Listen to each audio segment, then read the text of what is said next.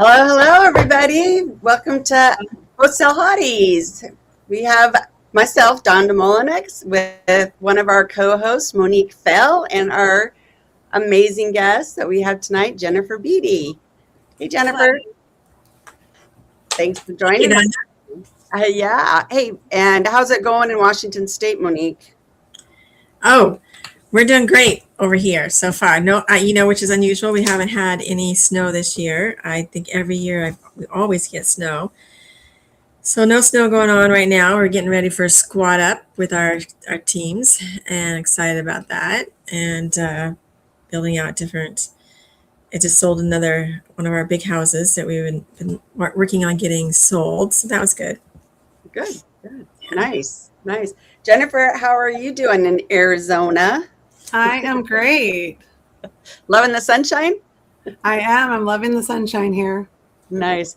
Well, Jennifer, we wanted, I know you're in sub two and you're a realtor, and as we call you, a unicorn agent. It's a thing because you're so special and you work well with creative options for clients and stuff. So tell us how you got started in real estate and what all you guys are doing now.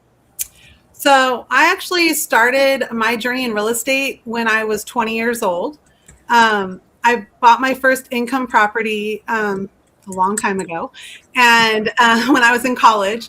And I actually did that because I had a friend that was an agent that was kind of just saying that this might be a good opportunity. And it was house hacking before house hacking had a name. Nice. So yeah, we started with buying a condo and I rented out the rooms and then they paid the whole mortgage. And then I sold that and took those profits and bought a triplex and rented out those those units, and they paid the whole mortgage. And then we lived there for 3.5 years. And then we sold that property. Our goal was for me to be able to be a stay-at-home mom when we had kids, for my husband and I. And we weren't married when I got my first condo that I lived at. And then we were married and had our triplex. And then we flipped a couple houses. And so we built a nice little nest egg so that we could put a huge down payment, so we could live on one income. And then we had a whole bunch of kids. And we were completely out of the real estate game for quite a few years. A whole bunch, Jennifer. How many's a whole bunch? Right. Well, so we have 4 biological kids, and we have 4 kids that we adopted through foster care. Okay. You got a whole bunch. And I also was a surrogate twice. Oh, goodness. Wow. Gosh, Jennifer, you're amazing. I don't know. Yeah. That's amazing. That's a lot.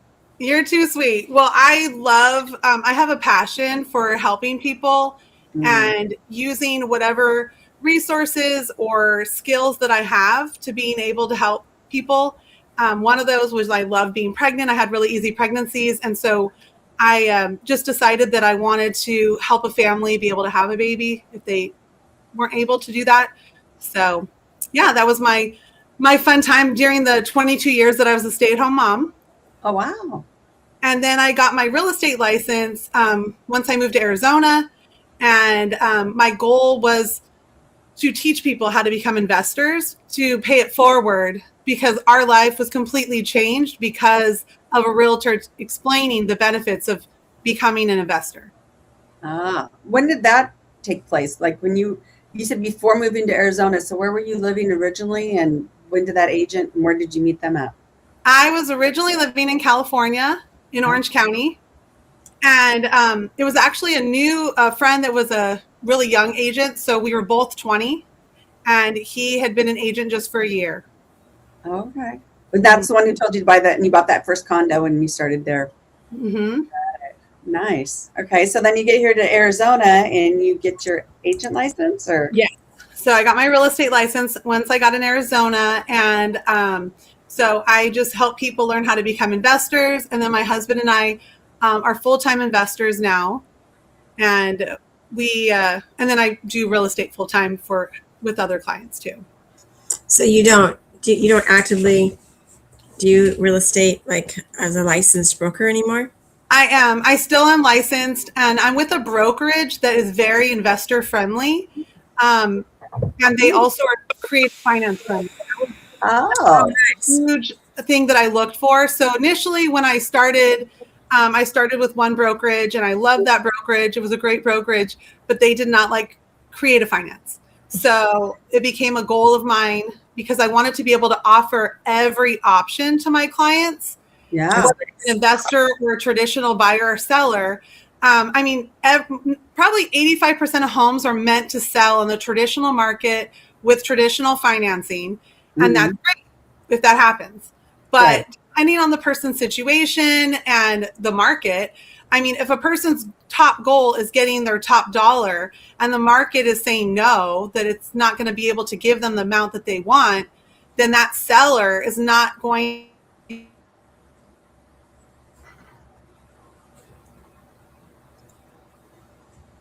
Did she freeze or is it just me? No, she froze. Oh no. There you are. Wait. Oh, Uh-oh. I can't hear you now. We lost your volume. Oh no. Oh, there you are. You're back. You're fine. Okay. Okay, I'm sorry. I don't know. Oh, no, I don't know. Could be my computer.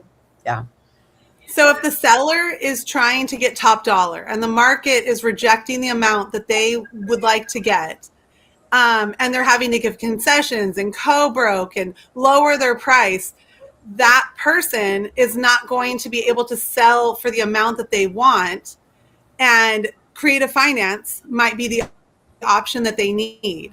So I linked up with a brokerage that allows me to present to traditional buyers and sellers and investors the option of creative finance. So we get the full spectrum of every option that they could choose, which is the best one for their situation. Wow. So what kind of options do you guys offer? I mean, that's incredible. And that brokerage needs to be shared with the community because that's a really rare find. So my brokerage is called W & Partners Luxury Firm. They have 3 different offices, and Mesa, Chandler, and North Phoenix or Glendale. And it's an amazing brokerage. I really, really like them. And what's great is in our listing presentation, they even want us to be able to provide the option of subject to terms, seller financing, and even an auction. Because an auction isn't just for when you're losing your home. Someone could put their house up on an auction by choice. We met a guy that did that before. Yeah, we met a guy that's an agent and did that on a property we were looking at. We're like, this price is so low, but he said they do that to see if they can get to a price that works for that seller. And right, very interesting. Yeah, I wonder if it's the same brokerage he works for.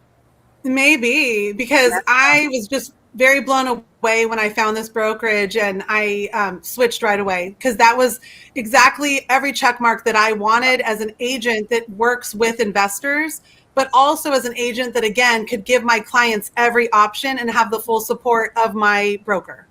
Yeah, I like that. That's amazing. That's a smart brokerage. That's like, yeah. Mm-hmm. So you guys got a title company that's you can work with that's really good about working with these deals, because that's could be another issue, right? Okay. Yes, we do have a couple title companies that are preferred title companies that work great with all these different options. Okay. Even the subject where people are like, oh, you can't do that. That's not legal. But that's not true. That's cool. Wow.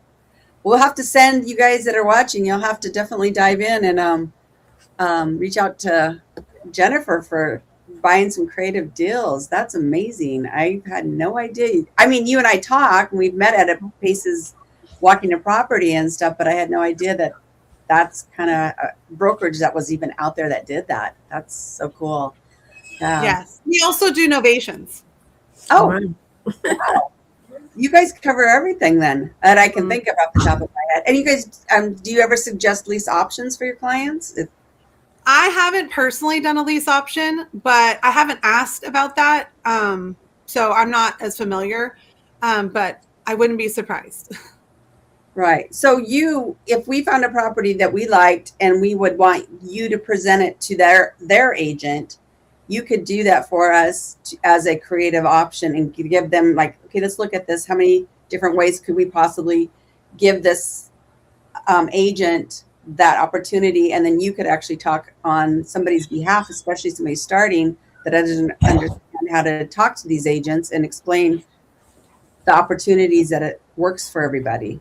Definitely. I have spoken to help other wholesalers because just having my real estate license definitely gives me a little bit more credibility. And they know that I, have the backing of my broker. There are some agents that are with brokerages that are not on board with all of this. And I just feel like I didn't want to jeopardize my license. I wanted to do everything by the book and with my broker's support. Yeah. That's wonderful. Huh. Do you guys, are they just locally? They're not like nationwide or anything for all these other. We're just local. But yeah, if anyone would ever like to connect with my brokerage, I'm happy to explain more and give more details and help make that connection with them. Cool. And then, so when did you started fix and flipping? When did you start doing that? So my fixing and flipping was also in my early 20s is when we started. Okay. And then we also started it now in Arizona. So we're got a project right now, right? Or you just finished it up? So we just finished our first flip in Arizona. And what was really cool was that we were able to improve the functionality of the house. So it had this really odd room that was kind of useless. And it had this long, skinny pantry. And it was only a 5-foot by 9-foot room. Outside of the pantry. And so the pantry was this like skinny closet. So anyway, we tore down the pantry and we ended up being able to convert it into a dining room. Oh, wow. Oh, really? Yeah. So that was a great improvement of the functionality of the room. And then, so that's on market right now. And then my second project, we just acquired a short time ago. And the second project, I picked it up from a wholesaler and I bought it with hard money and I'm getting a rehab done to it and I'm going to get a DSCR loan. And then I'm going to convert it to a co-living house. And it has an ADU in the backyard. Well, it's not a full ADU yet, but we're going to make it a full ADU. It just needs plumbing. So we're going to add plumbing to the ADU. And right now, well, when I bought it, it was a 3-bedroom, 2-bathroom. And we actually found an abandoned bathroom in that house, which was an interesting find. How did you find an abandoned bathroom? So what was really weird was there was this odd closet. So the master bedroom, it's basically 2 rooms that are offset from each other. And so we figured that they added on the second half of the room. So it's just a little off from the first one. But it looked like there was 3 closets in the room. One was a sliding traditional closet. One was a large walk-in closet. And then there was this weird closet that like had just 3 floor cabinets on the floor and then a sconce on the wall. And we're like, this is literally a useless room. What are we going to do with this? So we're like, let's just rip out these cabinets and like make floor to ceiling cabinets and actually make it another closet. Right. And so anyways, when we went to rip out the cabinets, there was a toilet flange on the floor underneath one of the cabinets. Wow. And then the other 2 cabinets, there was a shower drain underneath the cabinet. Wow. Oh my gosh. So now you have this three, right? Correct. And well, it's the way you talk about the master bedroom though. Is that going to be converted into more than 1 bedroom or that be? It is. We are going to we're going to put a wall up between those 2 offset rooms and like a hallway so that you walk down the hallway through, parallel to the entry bedroom to get to the second half. And the second half will have its own bathroom. Oh, nice. So we're going to add a bedroom to the front room, a bedroom to the dining room, and then half the bedroom is going to be like an area for a table to eat at. So with the ADU, it'll be 7 bedrooms, 3 bathrooms, but the ADU will have its own bathroom. So technically 4. Yeah. That'll be nice. Yeah. How many square feet are you looking at for? It's just under 1,600 square. Well, the ADU square footage, I can't recall how much it is. It's quite large, but without the ADU, the house is just under 1,600 square feet.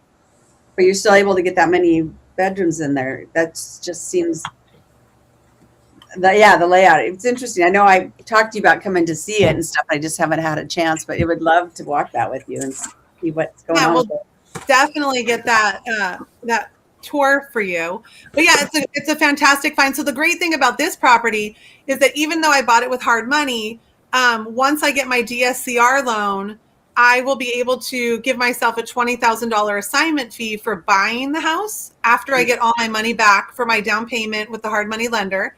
And then once I convert it, we should net between $2,500 and $3,000 a month with this property fully occupied. Wow, that's not bad. Yeah. So for co-living, kind of what's your strategy for the co-living there? Just that we're actually going to be, we haven't decided if I'm going to be the property manager or if we're going to use one of the property management companies that's local for co-livings. I'm not going to be utilizing Pad Split for this house. But so are you like looking for, are you guys doing like a sober house or are you just? So we're not sure if we're going to have just any resident, or this is the one that we're going to convert to being the one for aged out foster kids. Oh yeah. Nice. That'd be interesting to find out more. And you being a foster parent and stuff, I definitely got to be close to your heart. And you probably have some good connections to reach out and see what would need to be done to a home to make it work for that type of situation. Definitely. Yeah. So we do have some connections that I've been just doing some research with all the different foster groups that we're part of. There are a lot of nonprofits that we're connected with because they will do different things for for current foster kids or adopted kids. So we still are connected with them since we have adopted children. Yeah. 4. How many are living at home still? 7.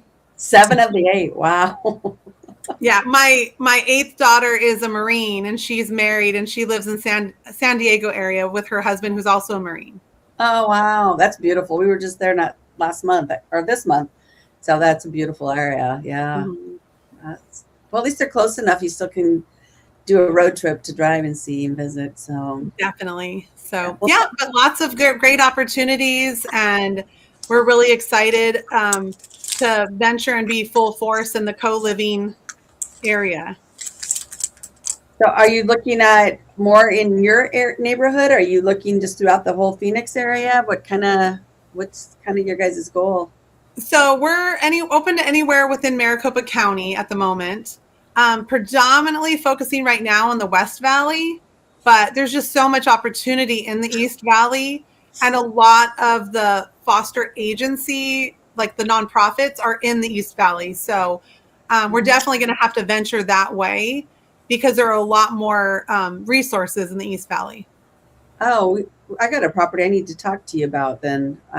Yeah, it's over in Mesa off of Powers out there. So yeah, I would definitely chat with you about it because we're trying to figure out what to do with it too. So this might be a good opportunity to partner up with somebody like yourself, because I kind of have, my heart for helping kids out of foster care. And my concern for them is like they get just booted out and then they get into the streets. They have no options. And so they get into drugs and get into bad situations. So if you can get to these kids and help them before that happens, less chance of them having these issues to battle with down the road with drug addiction and that kind of stuff and human trafficking. I think it's really smart to be able to help these kids feel like they matter. And so we'll definitely have to talk about it and show you that property, because we're working on a DSCR loan on it right now. So our buyer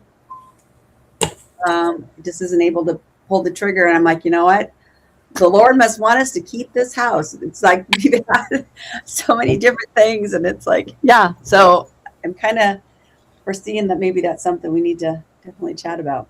Well, I have a great DSCR lender also that can get a property closed in 7 to 10 days if needed. What? Wow. Mm-hmm. Oh, yeah, we definitely need to talk, because we're talking to the hard money lender, but because they've been we've been making the payments. Everything's been going good with them. We thought, well, if you guys already do them, we'll do this. But I don't know, how long are they going to drag this out, whatever, too. So we just need to, yeah, definitely would love to reach out to them and make those connections. A DSCR could take usually about 3 to 4 weeks. So we were really excited when we found someone that could do it in 7 to 10 days. Yeah. Yeah. It's great. Is that through your office? You've learned about these guys through your office? That one isn't through my office. That is just through my networking. I do a lot of networking, and I'm always, because it's not what you know, it's who you know, along with what you know. And I'm always searching for more wholesalers, more buyers, and more lenders, and just every kind of resource that any of my clients or myself need. Well, we definitely should need to talk then. Yes, definitely. I love that. Yeah. So what is your guys' goal for the next year or the next 5? What are you kind of wanting to do and expand? And so our goal is to another thing that we did last year that was an amazing opportunity for my husband and I was we utilized an amazing business structure that we learned about through our networking that's called the ROBS business structure. It's a rollover business startup. Yeah. I've heard about that. Yeah. So I was actually my husband had a W-2 job for 22 years. And due to this business structure, we were able to set up our business where we were able to cash out his 401. Well, he retired from his job.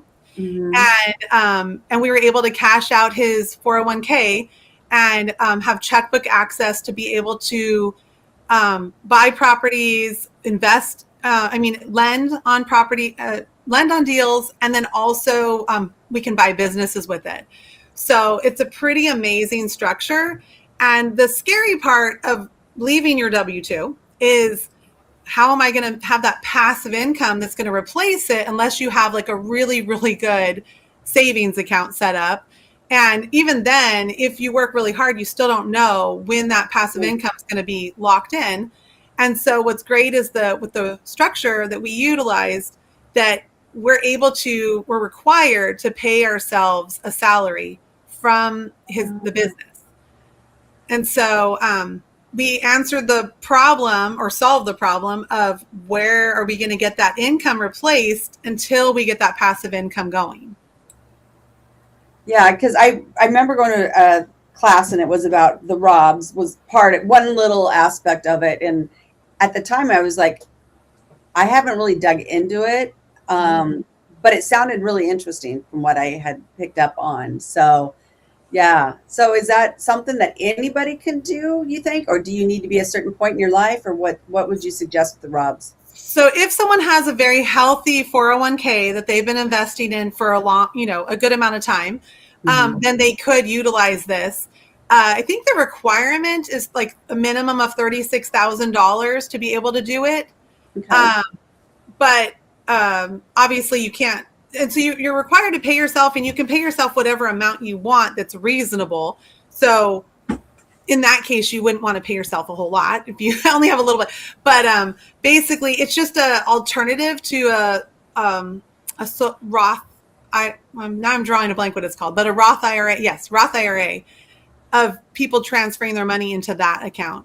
But it's just a great option if someone wants to form their business with their 401k and if it has a healthy amount of money in it.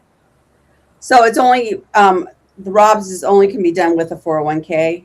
Correct. Okay. A 401k that you're no longer contributing to. Right, that you're no longer at that employer. So how does that grow and not like obviously I get 36,000? I mean, that's most people have more than that for an annual salary. How does that prevent it from just like so they couldn't, it's not probably the best choice if someone were to only start with that amount of money. So that's why I say, I mean, I'm not, any kind of financial advisor, but what we've utilized is with having my husband's healthy 401k and forming this business so that we could use it and have checkbook access for our lending, for our income, for our income that we have coming in for us temporarily, and then for any business investments that we do or property investments that we do.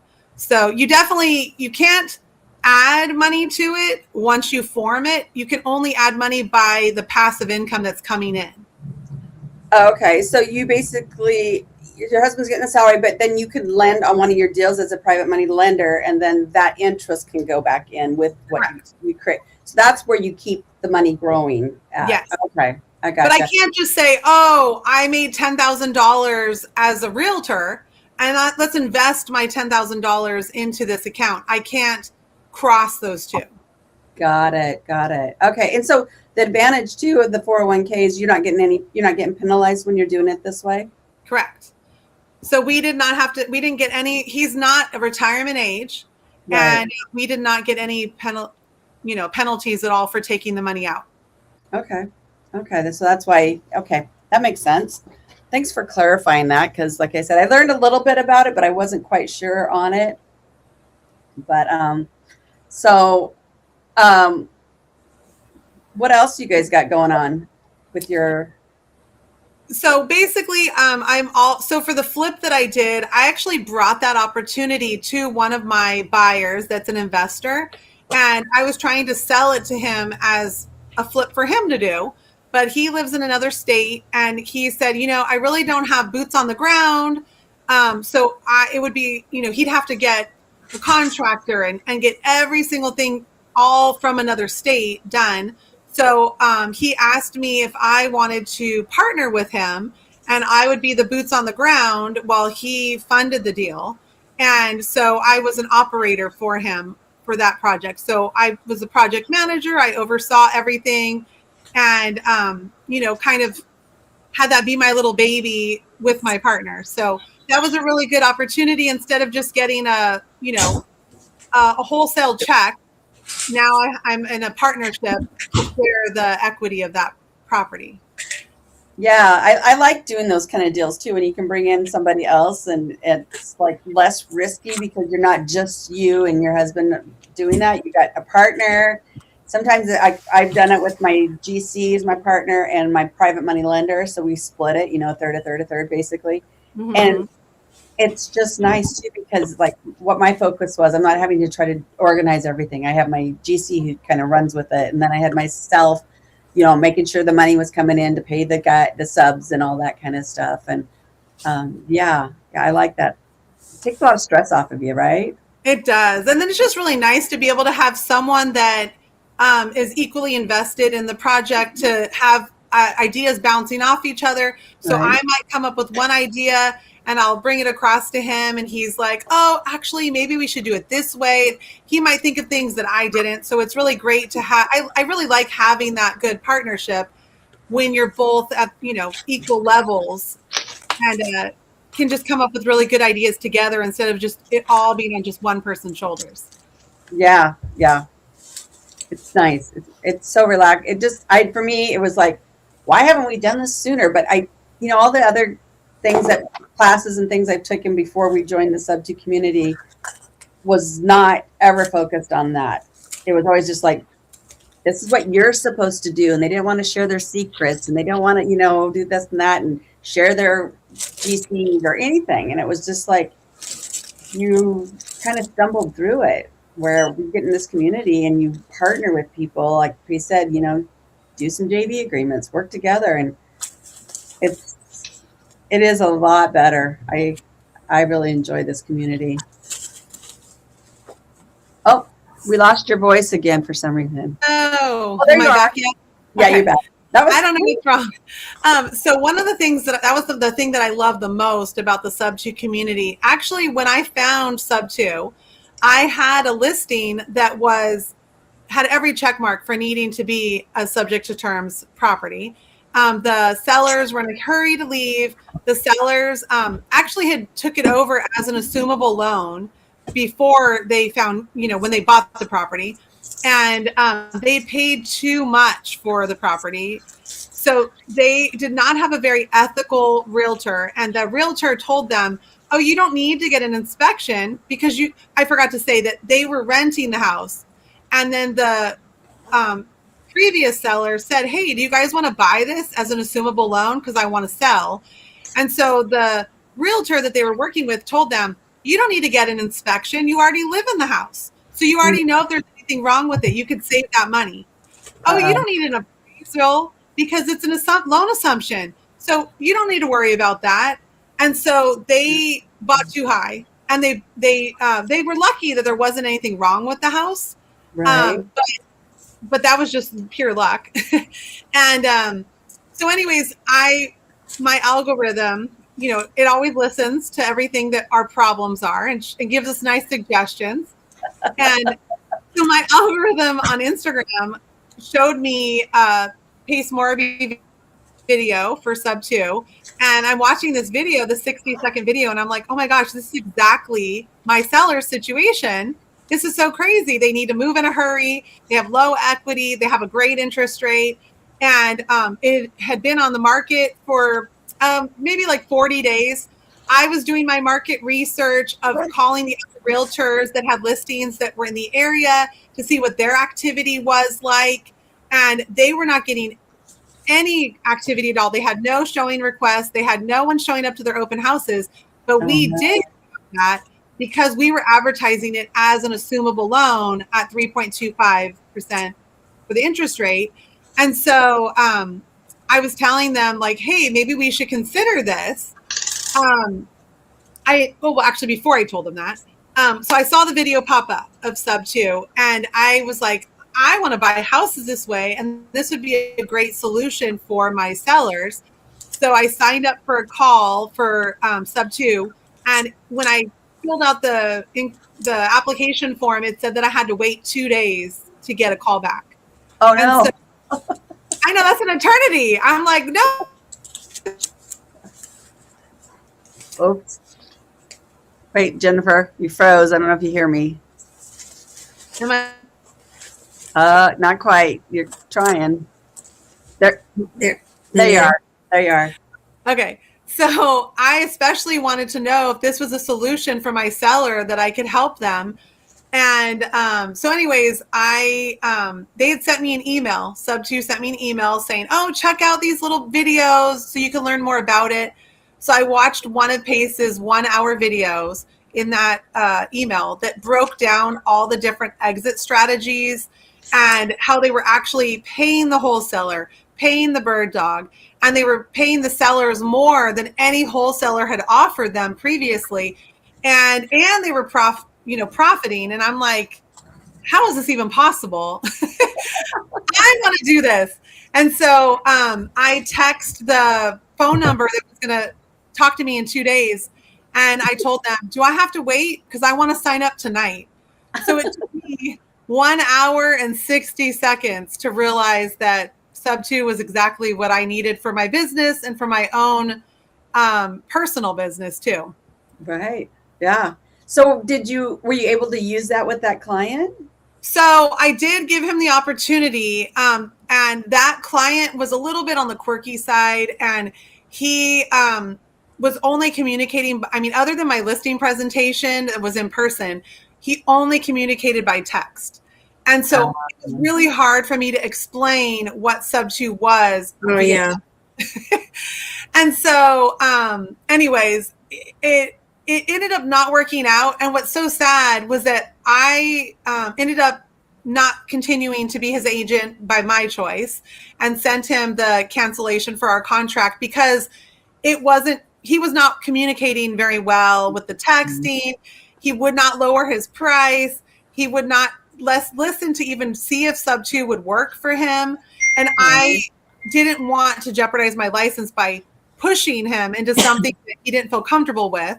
And so, you know what, this is just not going to work. And that was the best thing for myself and for him. And he ended up getting it sold, I believe, 4 months later, and for $50,000 less than what we had it on the market for. Hey. So he definitely wrote a check to sell that house. Oh, geez. But I'm forever grateful that that house brought me to sub 2. Yeah. And, I mean, being in the real estate field with realtors, it's very much full of a lot of gatekeepers. If someone is very successful as a realtor, they will not tell you what they're doing. They'll say, oh, join my team. And I will be happy to help you with you getting 50% of my commission, of your commission. And so anyways, when I found Sub 2 and I saw all the people in it were not gatekeepers, but everyone was like, oh, I'll help you do this. And oh, I'll explain this to you. And I would love to underwrite that for you and teach you holding your hand how to do it. In addition to Pace and all his community leaders, it's very, very different. And so when I go to networking groups and I meet other realtors that are not unicorn agents, that are not familiar with creative finance, they immediately look at me as their competition and like want to avoid me. And they find out that I'm a realtor, and I will kind of go out of my way and say, like, we're not each other's competition. We can have the exact same client and look for houses, and we will never see the same house. Like there's so many out there, especially if they're off market. Yeah. And so I explained to them how we can work together, how I would love to solve if they have a problem house that is not moving on the market and the seller is not willing to change their price based on what the market is clearly telling them that they need to lower the price, that I would love to be the problem solver for them and help them, get a referral fee for it, or I'll get a referral fee for helping their client. So yeah, it's just really great to see that we're not gatekeepers in the Sub 2 community, and the agents that I meet in the Sub 2 community are just happy to connect and work together. Yeah. You explained that really well, Jennifer, and I think that so many people have been conditioned to really believe that gatekeeping is the way to do business and to keep things away from their competitors, when there's so much value out there of collaborating and working together as a team and sharing, that they don't really understand that methodology until they're exposed to it and they're taught in a way that they can get it. Yes, for sure. That's exactly what I encountered.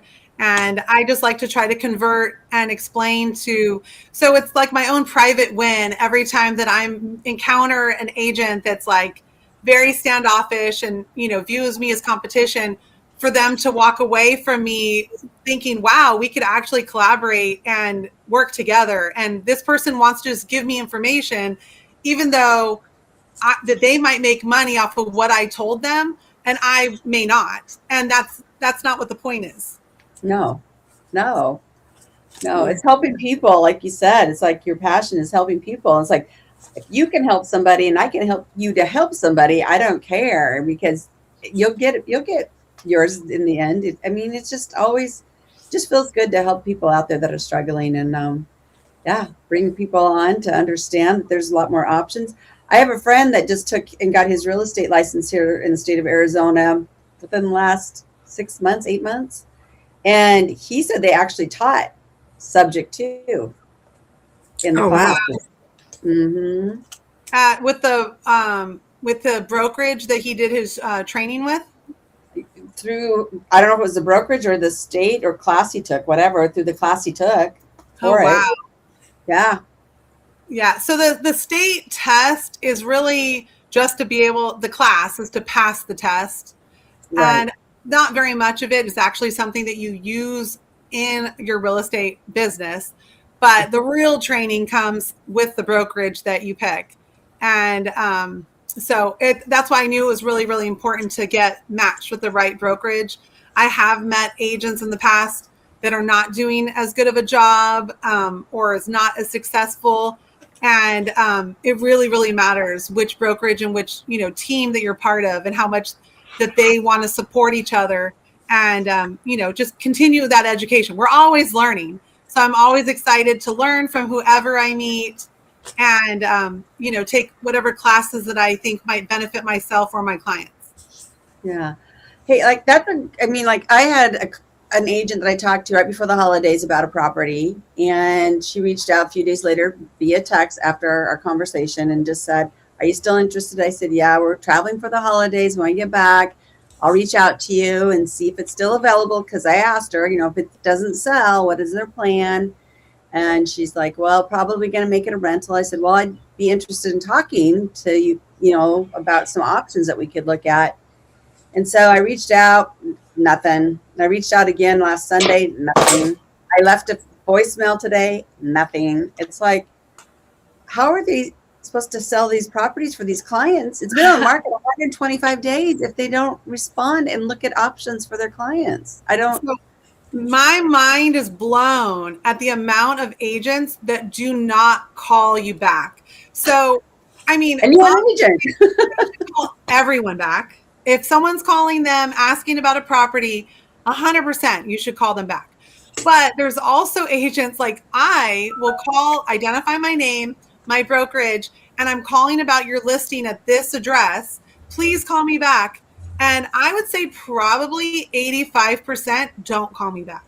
Wow. Really? Yeah. That's a very high number.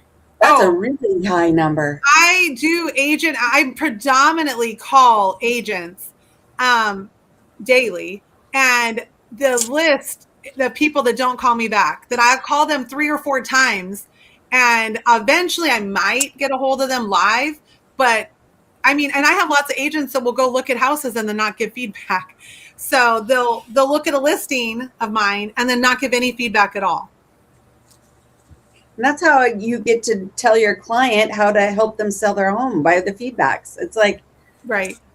It takes you 2 seconds, or it takes you a couple minutes to do a feedback. It's not that complicated. You can send a text, whatever. I just blows me away how they're not very doing their job very well. No wonder there's only so many agents that make money at this. Mm-hmm. I've heard, like, what did they say? Like, very small percentage of them actually make over even just under 100K, but make or sell one deal a year or whatever. I'm like, geez Louise. Where do you think the disconnect is, Jennifer? I don't know. I mean, maybe they're just too busy, not necessarily with real estate. I don't know what they're busy with, but they're not answering their phone. Like they have another job or something, huh? I don't know. I had one agent that I called, and I called her, it happened to be on a Wednesday. And I only know this because I happened to call her at like 11 o'clock in the morning, and she answered the phone. And she said, I was telling her that I had an interested buyer in the property.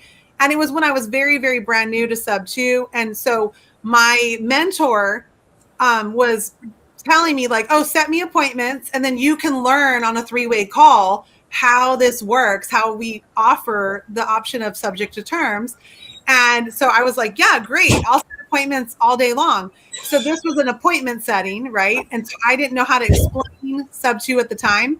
And she actually told me, oh, well, I can't schedule an appointment because I only work on Wednesdays. And so I was like, okay, well, can we talk next Wednesday? Because do you have any time today? And she's like, oh, no, I'm totally booked up today. So I scheduled an appointment with her for the following Wednesday at 11 a.m. And we called her, and she didn't answer.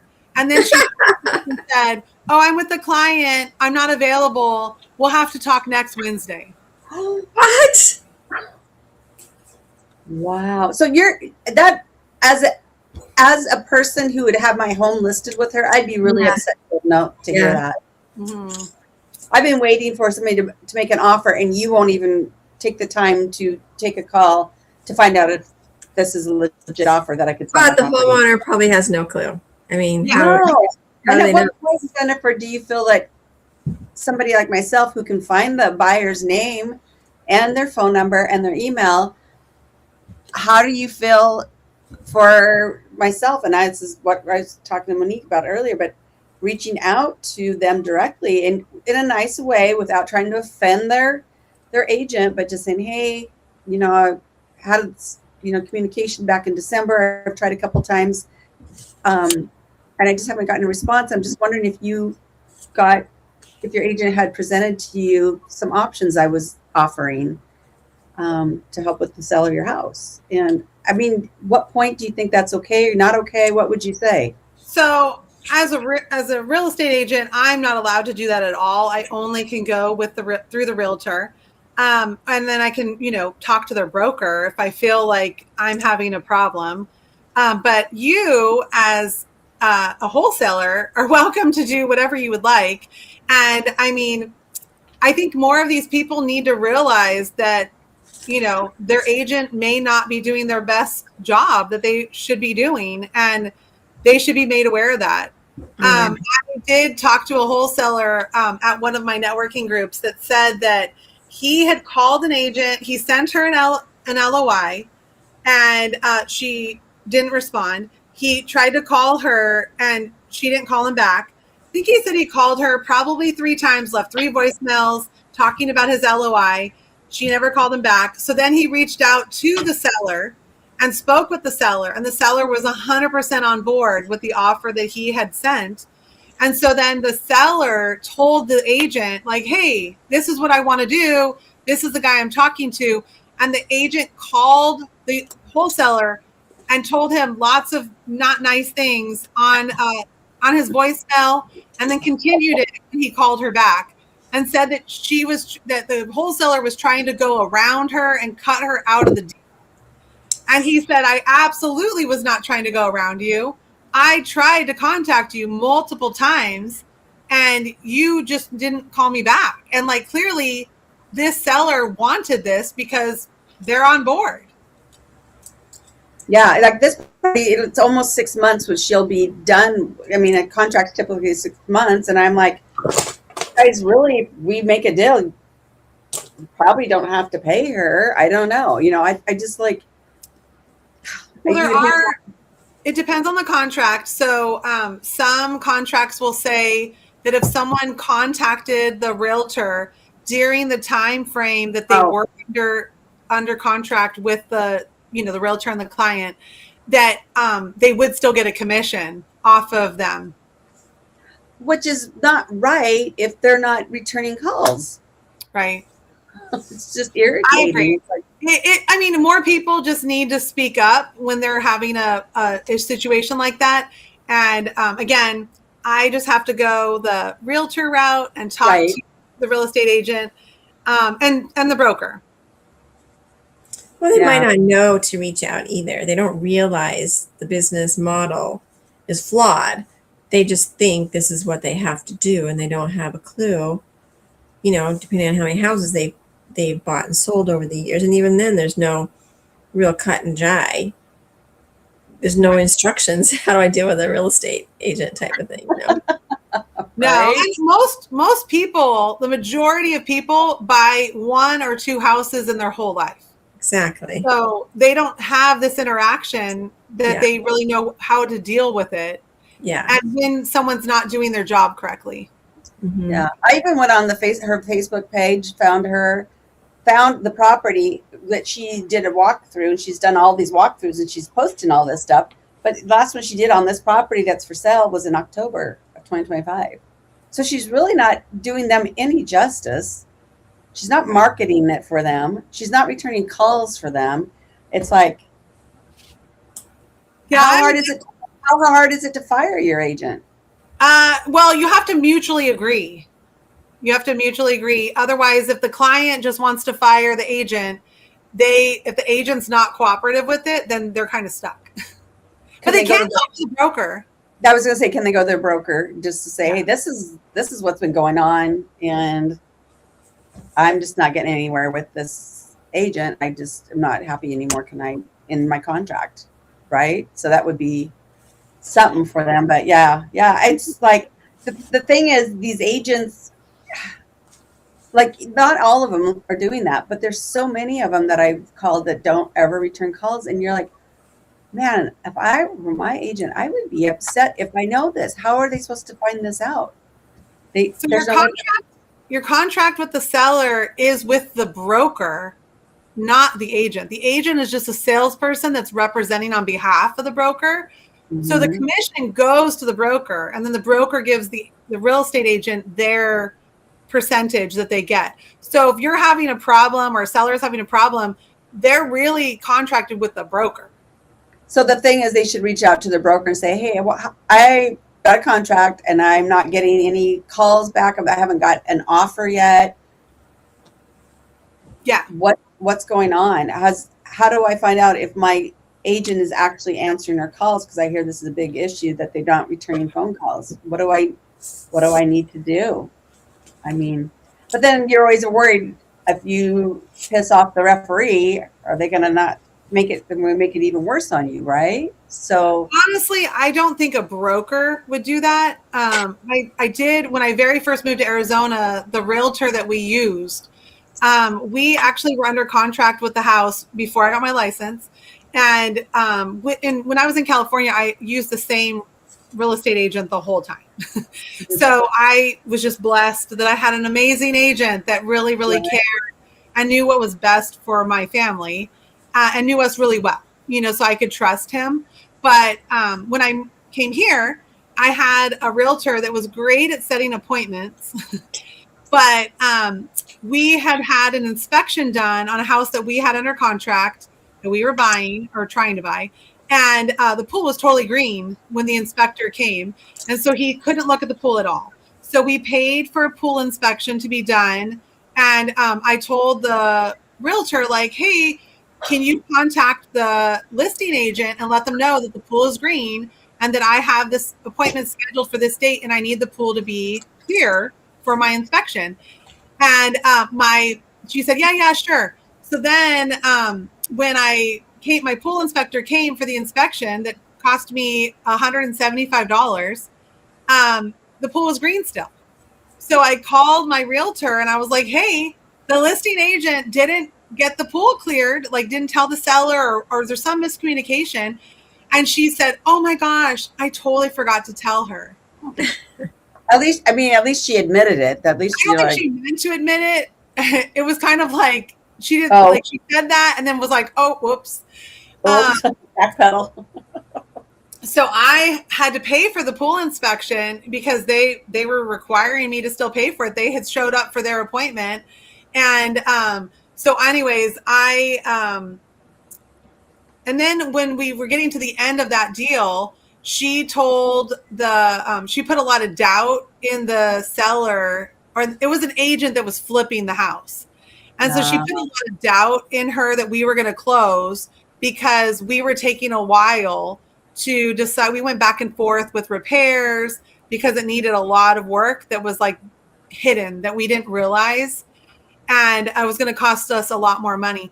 And that agent actually made my seller, my buyer's agent, made my seller start not wanting to proceed with the transaction because they had so much that they were just telling everything. My own agent was telling everything of her opinion of what was happening, and it really soured the deal and made them be less cooperative. And so that's when I was like, oh my gosh, if this is how realtors are, like, and she was actually a pretty successful realtor that has a huge following, which I didn't know that at the time when I picked her. And so, yeah, it really, really ruined that deal for us. And it was a blessing because we ended up finding a different house that we wanted more than the house that we were currently under, because that did not need all the repairs. No, that's nice. Would have cost a lot more money. And we were offering full asking price for the house. And it just was not a good fit with the amount of repairs that were needed behind the scenes of the electrical and the roof. And there was problems with the pool. That it looked like a great property, but then once our inspection came, it was not. Oh, yeah. And that's cheap insurance. People are like, oh, I don't need an inspection. But yeah, those inspections can really save you on a lot of stuff. It's a cheap insurance policy. So what would you say to people when they are wanting to hire an agent to represent them? What would some good questions be to interview an agent? So I would basically say, for sure, don't go with just the first agent you talk to. You definitely need to interview at least 2, ideally 3.